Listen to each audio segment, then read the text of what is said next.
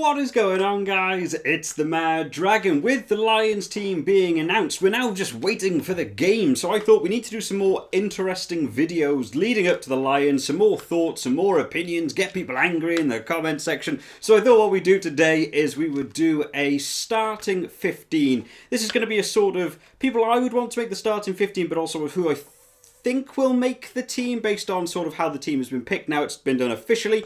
Of course, some people have been removed, so it's going to be slightly different from my Lions 23 video that I did. That was just my entire personal choice on stuff. So this was only going to be the 15 that we're going to be picking today, and it's going to be sort of the best 15 that I think would work well together. It's not necessarily all the best players in each position, but it's going to be the team I think will work best together. So we'll go through them, starting off in the front row. At Loosehead, of course, the one man that I had to pick here was going to be Wyn Jones. I think he had a really good Six Nations. I think he's been solid. I've praised him so much through so many other videos.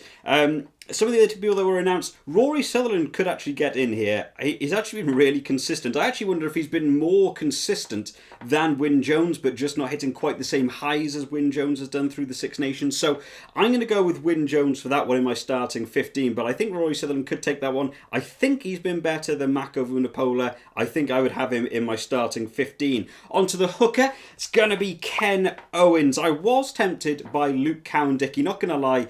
The sort of play that I've seen from him, the attacking style that's been nice, but I think in that front row you don't want too many shifts up from different nations. I think you want a set front row that knows each other a little bit better, and Wyn Jones and Ken Owens together as a duo I think works very well. 1 and 2 in that front row, making sure they've had experience with each other. Ken Owens' line out ability has been really good through the Six Nations. I got no negatives to say about him really across the board. Scrummaging has been good, lineouts have been good, so for me he takes precedent over Luke Cowan-Dickey. To me, Jamie George isn't going to get a look in there. Some people might disagree, some people might want Jamie George in there, but for me, Ken Owens takes the hooker. At the tight head, of course, one man, which I'm sure we'll all have in this sort of starting 15 we want to pick, Tadhg Furlong, all day long, the best player on the planet, it feels like at this point in terms of props. He is absolutely superb.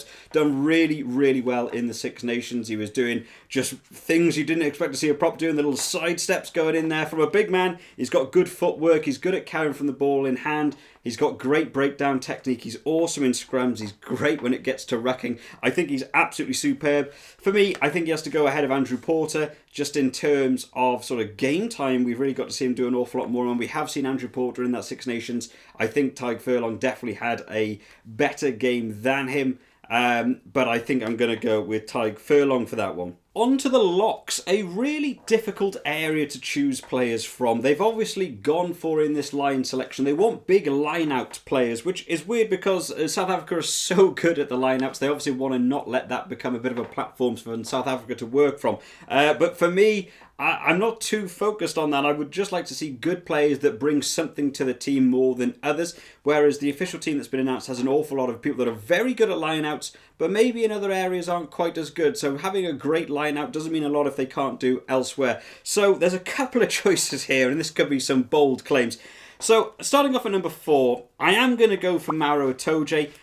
People have been very 50-50 on him through the Six Nations. Of course, he had the terrible game against Wales where he just got pinged for everything, but he is such a good player and such a valuable player in so many different aspects. Not only is he good in the lineouts when you need him to be, the 50-50 challenges when he's on the right side of them, he's very, very good. The charge downs he does from when you have a box kick, he can always get his hands on them. He's a very aggressive player. He does the job well. I think for me here, the competition would be between him and Ian Henderson. And although Ian Henderson was topping stats charts, I just think Maro Itoje brings that extra little bit of flair that you like to see from him. For me, if he can handle himself, not put himself on the wrong side of the 50-50 calls, get him pinged and learn to take that little step back and just get on with his game the way that we know Maro Itoje can do, I think he is a better fit for that number 4. So I'm going to go for Maro Itoje at 4. At number 5, I am going to go for Alun Wyn Jones. Now, I'm going to put a hot take out there. As a Wales supporter, even worse. But to me, there are better number 5s. Even in this team now announced, there are better number 5s than Alun Wyn Jones in terms of playing in that number 5 lock position. I know, hot take, big call, everyone's going to go mad, Alun Wyn Jones is the best player ever. Alun Wyn Jones brings a lot to a team. The captaincy, the experience, just the determination on the pitch is superb. He never really goes off with an injury. I've seen that man dislocate arms and carry on going. He's an absolute workhorse. He is like the all-time highest cap record player. He is a outstanding player, and the reason I picked him for my team is going to be the captaincy role. I want him in there. We've seen what he can do with the Wales team. They've gone on to win the Six Nations, and so much of that driving force is Alan Wynne-Jones. I'm sure it extends beyond that into the training field where, screaming, shouting at players, getting punched in the face by Jake Ball. He's a very talented sort of leader, and that's why I pick him for my team. But in all honesty, when you talk about better number fives, I actually wonder if Ian Henderson would be a better pick at number 5. It would mean giving the captaincy maybe even to Ian Henderson, actually, who has taken over captaincy in Ireland before when James Ryan was out. But for me, I think Alan Wynne-Jones is the better choice in that number 5 position, purely based for the leadership capabilities, being able to talk with the referee, getting him to see your side. For me, the only negative point for Alan Wynne, in the past couple of years especially, has been the number of penalties he gives away. He's a very old school player. He's one of those players that, after a tackle's made, he doesn't roll away as quickly as he needs to. He tries to get them to slow down the ball. He's getting pinged a lot more for it now.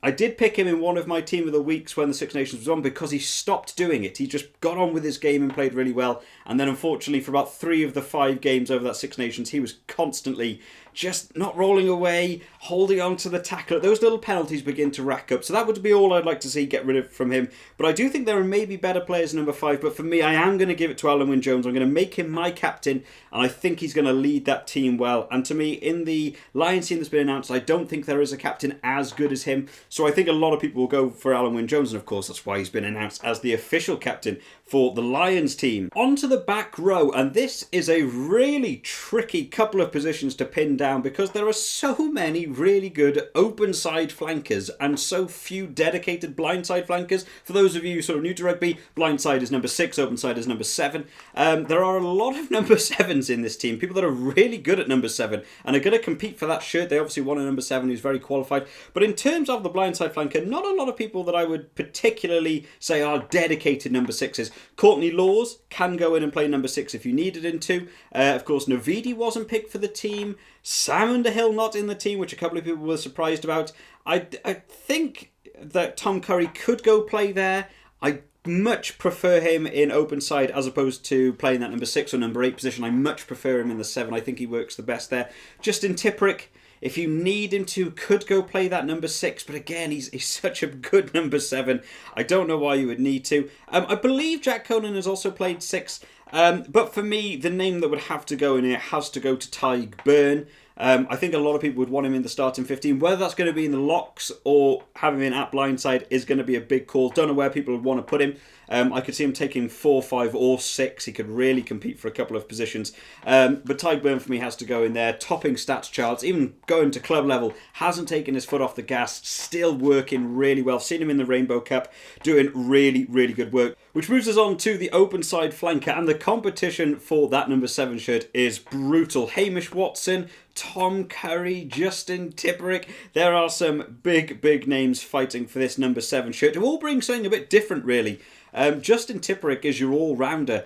He's so good in that breakdown area. The turnovers he does, the ball carrying he does is absolutely superb. He is a fantastic player. Tom Curry brings the aggression. The jackling work from Tom Curry is always at a really high standard. The breakdown work, the aggression to get to players in terms of wanting to get tackles in is absolutely solid. And the sort of pop one-off break into a tackle sort of man from a back of a ruck or the back of a scrum even. He likes to sort of pop off to the number 9, back inside, number 7 cut through. We like to see him do an awful lot of runs. But for me, I'm going to give it to Hamish Watson. I think he's been so good in the Six Nations. I don't want to see him take that foot off the gas. I want to see him keep going. His breakdown work has been absolutely immense. I don't know what it is about Hamish Watson. He just seems to be able to get through players. He's not the biggest guy. I mean, he's bigger than me. I mean, so most people are. But in terms of when you watch him run with the ball, there are players that tackle him that are much bigger, and he seems to just run through them. I think going against like a South African team, a lot of big boys in that team, you want someone who's going to do tackle breaks.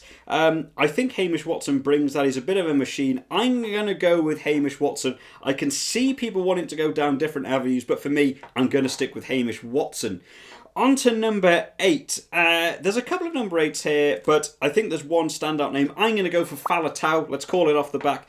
Jack Conan can play number 8, but for me, it was a bit of a surprise call for the Lions since I've heard the announcement. I've looked into it a little bit more, and I actually sort of agree with a good pick for the Lions tour itself. I just don't think he's quite at the same level that Faletau is currently at. I think he's playing very well. Again, sort of similar to Hamish Watson. Don't want to see that stop. Want to see him keep moving forwards. And then the other big name, of course, Sam Simmons in there, who I think is very qualified. Could go in there at a number 8. But just game time international. Haven't got to see him step up against teams like that South Africa side. We don't know how good he's going to be. We don't get to see him a lot in the Six Nations. Doing very well at club level, but the step up from club to international and the step again from international to Lions is big. So for me, I'm going to stick with Faletau. Moving on to the back. Scrum half has been a weird area for players picked. I'm going to go for Conor Murray as my scrum half. It's going to be experience and sort of ability over most. Gareth Davis for me isn't at the top level that we're so used to him seeing. I can't see a lot of people wanting Gareth Davis to be the starting scrum half. I don't think a lot of people agree he's had a good Six Nations. It's not been the best for him. A couple of very odd decisions from him. The box kicking, which has always been a bit of a weakness for me in Gareth Davis's game. The box kicking for him has always been either way too long or just way too high and short. I never know quite why his box kicking isn't quite up to the standard that so many other teams have in their scrum halves. Ali Price is definitely looking to try and get in. For me, I think Conor Murray, in terms of the scrum half, the running game he brings to the team is better than Ali Price. I'm going to sort of remove Gareth Davis from that equation, so it comes down for the two of them. I think the running game is better from Conor Murray. I think the box kicking game is actually technically a higher quality from Ali Price, but the consistency comes from Conor Murray. I think the box kicks performed by Ali Price can sometimes hit the mark absolutely spot on where you want him to, but we have seen so many charge downs and just a couple that aren't working for him, whereas Conor Murray will 99% of the time get that box kick away, and although it might not land pinpoint where you want it to be, it's at least in the correct area. So for me, consistency gives that game, and experience caps. He's been in the Lions team before. I'm going to stick with Conor Murray for my scrum half, which means he has to link up with a fly half. Of course, no Johnny Sexton in here, which was the big call. A lot of people surprised about that one. Finn Russell. I'm not sure how Finn Russell and Conor Murray would work together because they're two very different players. For me, I'm going to go for Dan Biggar. Screamy, shouty Dan Biggar. I always like seeing what Dan Biggar has to offer. The ingenuity we got to see him against the England team with the crossfield kick. He's a quick player. He sees a lot of what's going on around him. I think him mixed with Conor Murray is a good positional play. They're two sort of teams that work well together in terms of when you look at the players. They're very good in terms of the actual formation, coming through, doing set plays from backs of rucks and scrums and stuff. They're two teams in Wales and Ireland that like to do these sort of things. So I think the link-up should work. I think they should be able to work very well together. Moving on, let's start off with the left wing before we move on to centres, because there's a whole different debacle. So left wing, a couple of people here, big names. Who would you go at left wing? So Josh Adams and Duhan van der Merwe are the two sort of named left wingers. Of course, you could see Liam Williams taking that wing. Rhys Emmett could go on that wing. Anthony Watson could go on the wing. So many people could go on the wing.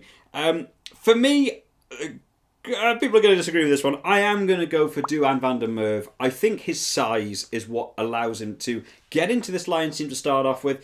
The tackle breaks he makes and the try-scoring opportunities he offers. He also can be used as a forward when you need him to. Sort of like when you look at the days of Kokana Singer or Tuolagi in the England team. The ability to just sort of smash through and use him as a forward, even though he's a winger, is very useful, especially when you get up to that try line. So many teams have their left wing just sort of stand back when you're on the left wing because they're waiting for the ball just to move away. There's not a lot they can offer. Duhan van der Merwe can get himself right in there and help out with the forwards. I think it's a very useful technique. If you get a nice little line out, you know that Ken Owens is going to be able to throw a secure line out. You've got your Alan Wynne, your Maro Itoje in there to secure the ball. If it's on that left wing, you can just chuck Duhan van der Merwe into the maul. You know, such a useful ability. We get to see it when backs go in mauls. I used to play scrum half. I've been involved in a couple of mauls, and I don't offer a lot. But Duhan van der Merwe certainly does. So for me, Duhan van der Merwe is going to take my left wing. onto the centres. These are some difficult calls. If anyone wants to do this and drop down in the comments who your starting 15 would be, I think the centres is maybe the hardest position to choose players from. There were, of course, some really big calls that came from the announcement of the Lions teams. Elliot Daly getting into the centres. You've got Bundy Aki getting into the centres. So a couple of people mixing it up here. So where would you want players to play and who would fill those positions? So number 12. Realistically, looking at the teams announced, you've only really got Bundy Aki is the main inside centre called for that 12 shirt. Now, Bundy Aki is a good player. I think Bundy Aki is quite one-dimensional. He just is the one offload, bang. That's all Bundy Aki does. It somehow works. I don't really know why in international people don't know Bundy Aki's going to come straight forwards. But he does work well for him. But it depends on how you want to use it. Robbie Henshaw's also been very useful at 12 for the Ireland team with Ringrose on the outside. No Ringrose in this team. So how does that mix up? I personally prefer Robbie Henshaw when he plays outside centre. I think he offers so much more. He's very good at inside centre. But when you see him in the outside centre, it's really where he begins to open up for me. I love seeing him in outside centre. So for me, I would make a big call here. And I would probably want Robbie Henshaw over Chris Harris. Yes, I would. I would pick Robbie Henshaw in 13 outside Chris Harris. I don't think Chris Harris is brilliant at 12. I've seen him play 12, but I don't think he's dedicated to 12. He's much more better in that outside centre. So, outrageous call again. People are going to disagree with this one. Inside centre, I'm going to give to Owen Farrell. Again, not that I think he's had necessarily the best Six Nations, but the ability to do the fly half centre thing, it works well in the England team when they actually sort of set up the team correctly. And having the external playmaker, so you've then got on either side of your ruck, you've got your Dan Bigger to your left, you've got your Owen Farrell to your right, you've got a fly half on either side of you. When you've got players like Duan van der Merwe on one wing and Rhys Zammit on the other for the ability for crossfields, going across the looping passes to throw players through, Grubber kicks through. You know how quick both wingers are on the teams. I think that works well. So I'm going to go for Owen Farrell on the inside centre, and therefore I'm going to put Robbie Henshaw in the outside centre position. So a big call there. I'll wait for the comments as to why I'm wrong on that one. So onto the right wing. For me, it's between Rhys Zammit and Anthony Watson. The two similar style players in terms of speed, the stepping, and the finding of room. Two very good finishes. For me, I don't believe bias. People say I'm being biased here. I'm going to have to go for Rhys Zammit. He's been so impressive in the Six Nations. And we saw the game he had the other day against Northampton. He is so good. He is just on top form at the minute. I don't think you can ignore how good Rhys Zammit currently is. He is becoming a real superstar. I really get to see an awful lot of him. Back a few years ago when he saw George North coming onto the scene at a young age, and everyone was sort of like, he'll fizzle out. And George North had a good number of years in the Wales team. I really think that Rhys Zammit is on a similar level. Coming in at that young age, people not expecting a whole bunch from him. He comes in that Six Nations, shining star coming through, and then he's staying on at club level. He's still keeping that high standard up. He's got himself into the Lions team.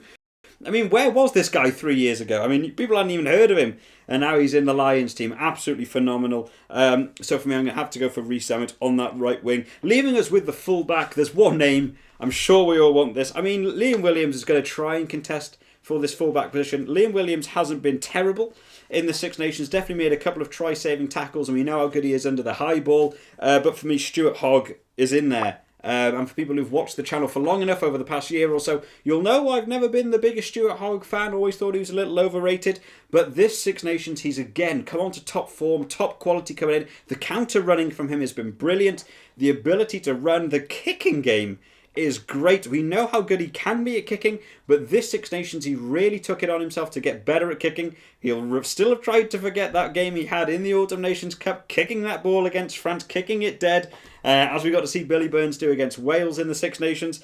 But he's definitely come on leaps and bounds, really stepped up. And again, as a leadership quality, when you've got Alan Wynne in that front row, and he's going to be sorting out all the forwards, and then you've got Stuart Hogg in the back, you've also got your Dan Bigger, your Owen Farrell in there. The leadership contingency in this 15 for me really works well. I think your forwards are going to be solid in the scrums. You've got your lineouts that are going to be solid. You've got wingers who can support your forwards when they needed to be. You've got Owen Farrell and Dan Bigger as two playmakers. You've got Robbie Henshaw who can pick his great lines, Stuart Hogg and Zammit for counter running through speed and quality. I think across the board this is going to be my 15. Do I think it's the best players in the 15? Probably not. Actually, I would probably say there's a couple of changes you could make in there. But for me, I think this is the team that will work very well together, and that's going to be the MaD Dragon starting 15 that I would pick out of the official team that's been announced. But I am but one man on the internet making bold claims about rugby. So let me know what you guys think. Make sure you drop it down in the comments, because I do really like looking through other people's teams. A lot of people like sort of commenting that I'm just wrong, or that they really love this team, or they believe I picked the worst team ever. What do I mean? Why is Elliot Daly not playing at number 8? He's the best.